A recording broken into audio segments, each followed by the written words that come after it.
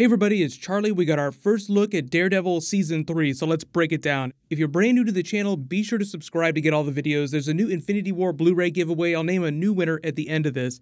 So we've all been waiting for that first look at Daredevil Season 3. We finally got it. This picture here was released this past weekend, and it's a picture of Matt in the original black costume waiting outside the newspaper here while another person in a Daredevil costume is looking to kill somebody, probably Karen Page. Most of you, if you're at least a little bit familiar with the Born Again Daredevil storyline, this is a scene right out of that. This is just a small part of the storyline, but what happens is Ben Urich, who the person they killed during Season 1 is sort of the newspaper guy in this storyline, writing about how the Kingpin is a terrible person trying to expose all the things that he's doing.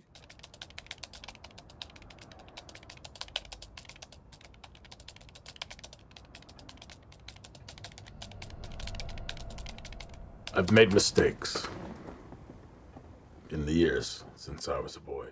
So the TV show killed him off during Season 1, and Karen Page has kind of taken his place, but there's a person who's trying to expose Kingpin through the media, so the Kingpin tries to get rid of them and incriminate Daredevil at the same time and smudge his good name. So he's trying to get Daredevil to look like an outlaw himself, because remember, in the Netflix show, Daredevil took down Kingpin, but also on the other side of that, Foggy and Matt, as lawyers, put him behind bars and made sure that he stayed there. So Kingpin wants to get Matt Murdock, wants to get Daredevil. This is just Kingpin using his resources to try and get rid of two birds with one stone. Get rid of Daredevil is a credible threat. Like, if people think that Daredevil is an outlaw, they won't believe anything that he said about Kingpin, no matter how rotten Kingpin is, and it will silence Karen Page from alerting the city and the rest of the people around the world through the media about what's really going on behind the Kingpin's operation. So it's all part of Kingpin's rise to power, because he's still in jail as of the beginning of this series, but this is the process of how he gets out and seizes power.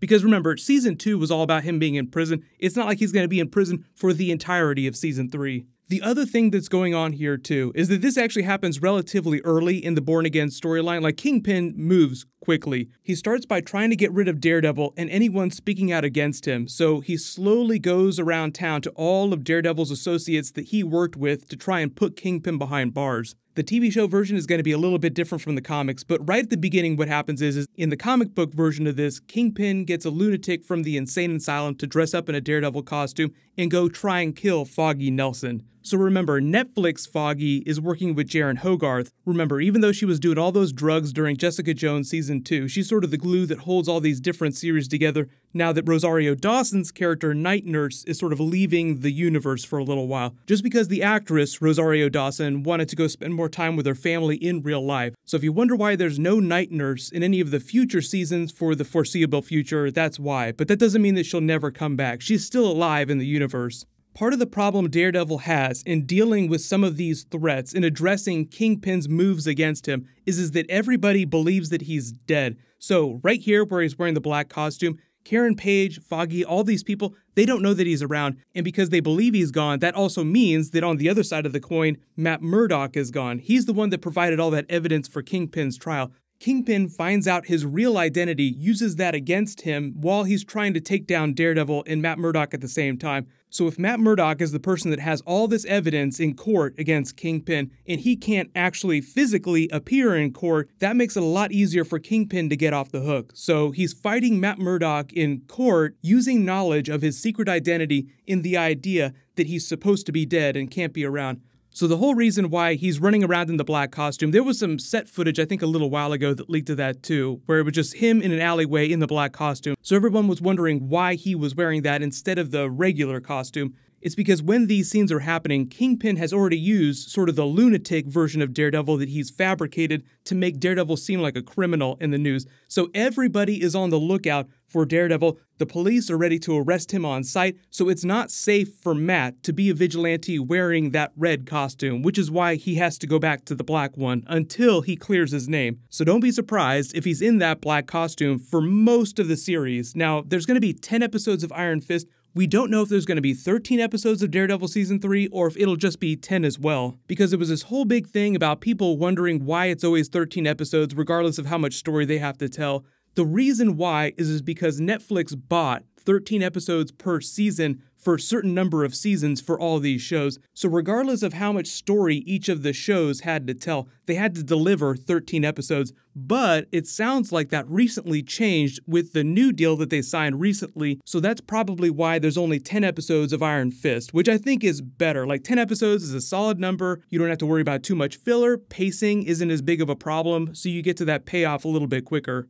The thing about Bullseye, though, is that it sounds like the Netflix version of the character is going to start out in the FBI. So in the comic book version of events, Nuke was a character. Remember, he was the guy that took the pills during Jessica Jones Season 1 and Season 2 to get stronger. So he was a character during this Born Again storyline. Eventually, because Kingpin has failed to take down Daredevil, he uses military contacts to get a hold of these people that control Nuke to send him into action to just legit go after Daredevil. And he goes completely crazy. He goes on this killing rampage. So Daredevil has to eventually take him down. It sounds like in the Netflix version of events, they're going to substitute Bullseye for the Nuke character, which I think is a huge upgrade anyway. But you get the idea. Kingpin goes to regular law enforcement to try and take him down. But you can understand why the FBI would be going after Daredevil because one, he's a vigilante, so that already kind of puts him on the shit list of the authorities if he hasn't signed the Sokovia Accords. Remember, Luke Cage, all these other people, they would have had to sign those after Captain America Civil War. So then on top of that, you have Kingpin using these fake versions of Daredevil to really make it seem like he's a criminal, maybe killing people. Then the FBI would really want to get their hands on him. So that's probably why this TV version of Bullseye first starts going after Daredevil. But then I think we're expecting him to become more of comic book Bullseye by the end of the season with more of a villain spin.